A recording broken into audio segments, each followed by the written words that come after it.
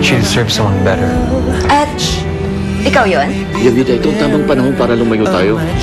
Tsaka, isa pa, gusto kong makalimutan mo yung trahedyang nangyari kay Rebecca. Berilya!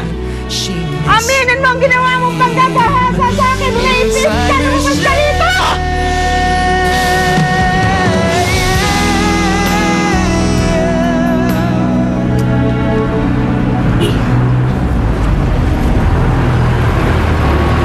Aling Nati, ay, nakita niyo ba ang inay? Oo, napadaan dito pero kanina pa yun eh. Talaga ho? Oo. Sumakay siya ng jeep. Sumakay ng jeep? Opo. Saan kaya nagpunta yun? Kanina ko pa kasi nahanap yun eh. Sige, salamat na lang. Walang anuman. Yan kay anak ni Ampar. Kamaingay. Nung pitik pinuuna, lumagas sa TV at sinabing ginasa ang nanay niya at siya yung anak. Kadiri naman, hindi niya alam kung sino tatay niya, di ba? Malamang, madilim siguro. Kaya nakapalikod ang nanay niya.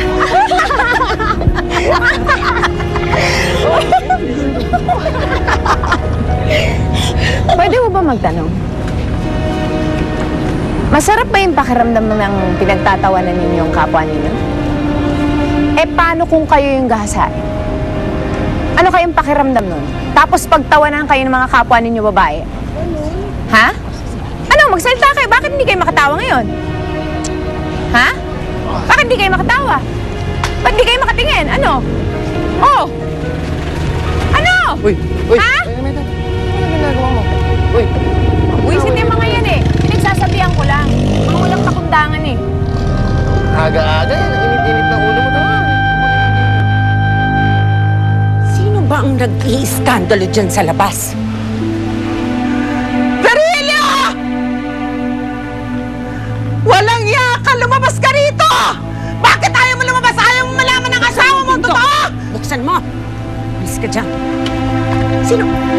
Amparo, Sige na, pumasok ka na. Ako nang bahala dito. huwag mo na sa patunayan. Halika na sa Hindi, loob. ako nang bahala. Baka gusto niyang makarinig ng Ano? ngit ko. Huwag kayong mag-scandal dito. Gusto mong sapakin kita? Ha? Ano na namang kahihiyan ang dadalhin mo dito? Anong kahihiyan? Kayang dapat mahiya! Ako ang ginahasa ng mister mo!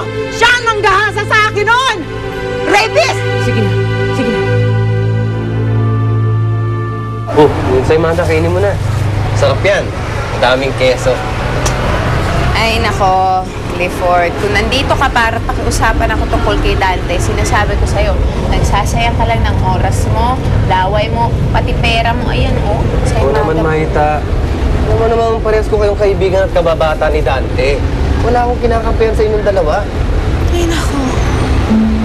Pero di ba, mali naman talaga ginawa niya. Alam mo, hanggang ngayon, di pa rin ako makapaniwala. Pumatol siya sa isang babaeng may edad sa kanya para lang sa material na bagay. Eh, sa bagay. Pero kung ako yung magkakaroon ng sugar mommy, sa tingin ko, hindi ka magugulat, no? Loko-loko kasi eh. Ano naman? Ito naman, pinapatawa lang kita. Masyado kasing mainit yung ulo mo eh. Kasi kanina, nag-aamo ka pa ng away. Teka, ano ba yung pinagtatalunan nyo kanina? Hindi. Mga taong yun kasi walang ginawa kundi makapag-chismis o manlait. Nag-uusapan kasi nila yung tungkol sa panggagahasa kay inay. Tagal ng issue yan, ah. Wala bang bago? Meron. Kilala na ng inay kung sino ang taong bumangasa sa kanya. Si Mang Remilio. Siya ang bumangasa kay inay. Nirape ka ng asawa ko? Paano nangyari yun? Bakit hindi siya tanungin mo? Alam niya ang totoo! Hindi pumapatol sa basura ang asawa ko! Hindi ako basura, hoy! Naging basura lang ang buhay ko dahil sa ginawang kawalangyaan ng asawa mo! Hindi ako naniniwala sa'yo. Gumagawa ka lang ng kwento. Bakit? May preba ka ba? Napaki-ilusyonada mo talagang babae Hindi ka. ako ilusyonada! Pagbabayaran ninyo ang ginawa sa akin ng asawa mo! Ito, Ha? Ito, magbayan. Wala ka nang ginawa. Yabida! Amparo! Tama na! Tama na! Tama na! Tama na! Sigurado ba talagang nanay mo? Alam mo, aminin ko sa'yo, Clifford. Ako, kahit nung umpisa, mahirap paniwalaan na si Mang Remilio ang gumawa nun. Kasi iba yung pagkakakilala ko sa kanya eh. Mabait na tao yun, disente. Pero sa kanilang dalawa ni inay, syempre mas paniniwalaan ko ang nanay ko. Siya yung naging biktima, Clifford. Kilala niya kung sino ang taong lumapastangan sa kanya. Anong balak ninyo ngayon? Didemanda kami. Hindi biro ang hirap na dinanas ni inay. Pati ako naghirap din eh. Alam mo yun. Lumaki tayo. Magkakasama. Nasa sinapupunan pa lang ako ng nanay ko. Sinusumpa na niya ako. Teka, hindi ko maintindihan. Ang ibig sabihin, tatay mo si Mang Virgilio? Ako, ayoko mo na pagtuunan ng pansin ng mga bagay na yun eh. Basta ang gusto ko lang ngayon, ang importante ngayon, maparusahan ng lalaki niyo. Ang tanong, may titistigo ba na si Mang Virgilio yung umaasa sa nanay mo? Nga eh. Wala namang ebidensya.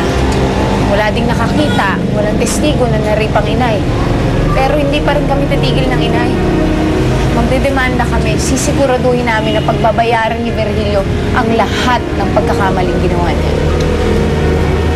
Basta Maita, pag kailangan ka lang sa amin ng Dante, sabihin mo lang ha. Dito lang kami. Salamat, Clifford. O siya, mauna na ako ha. Nagpaata ko eh. Sige.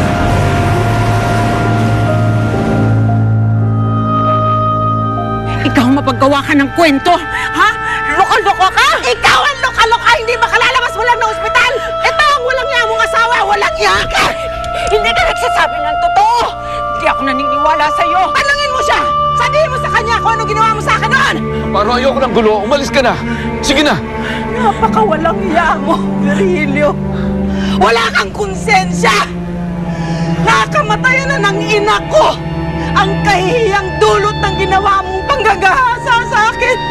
Buong buhay ko, hinarap kong mag-isa! Hinarap kong mag-isa ang panlilibak ng lahat ng mga tao dahil lang sa isang gabing kawalangyaan mo! Pagkatapos, sasabihin mo sa akin ngayon ayaw mo ng gulo! Ikaw ang nanggulo sa buhay ko! Buong buhay ko sinira mo! Guard, pilayo mo na siya. Sige na. Jabita, halika na. Bitawan mo Halika ako, na sa hindi loob. pa tayo lumat! Halika na. Hindi pa tayo tapos! Virgilio! Pagbabayaran mo lahat ito!